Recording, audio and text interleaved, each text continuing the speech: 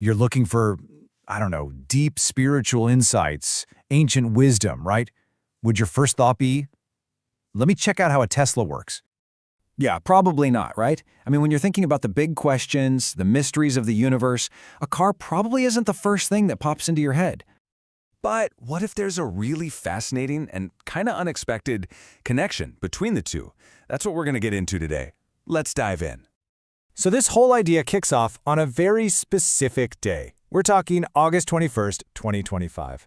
Now this day is special. It's known as Guru Purnima, which is traditionally a time when people honor their spiritual teachers, their gurus.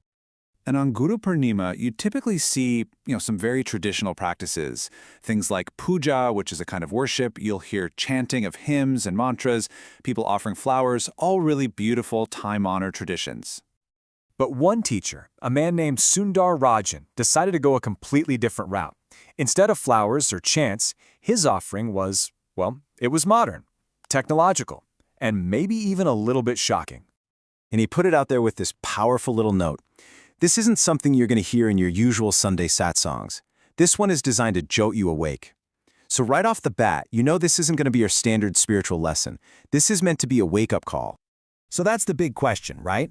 What could possibly be so out there, so unconventional, that it's supposed to shake things up on a day that's usually all about quiet reflection? And here it is. This is the big idea. The metaphor is this.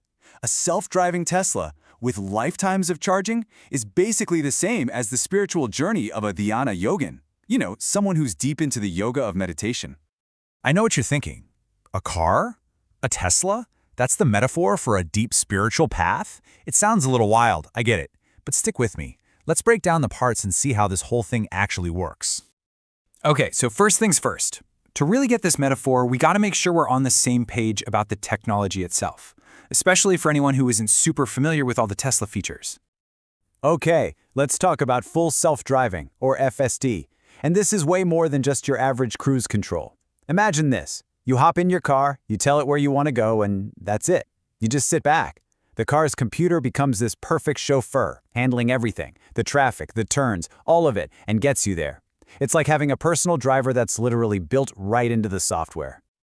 All right, the second piece of the puzzle is lifetime charging.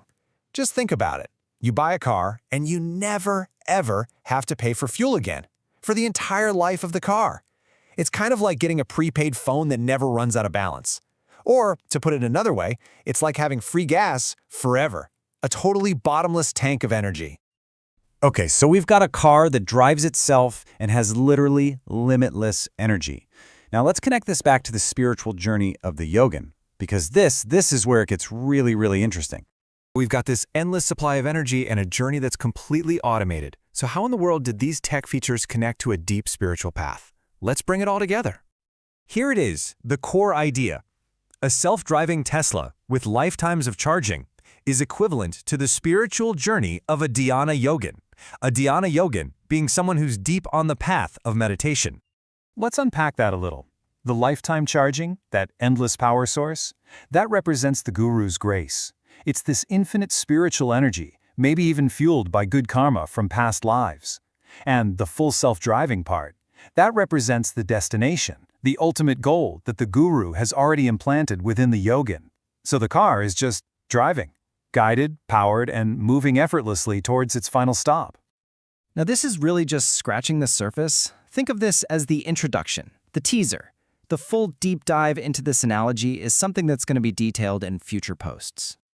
So it leaves us with a pretty fascinating question to chew on, doesn't it? Can the language of our most modern, cutting-edge technology actually help us get a better handle on our most ancient, timeless wisdom? Something to think about.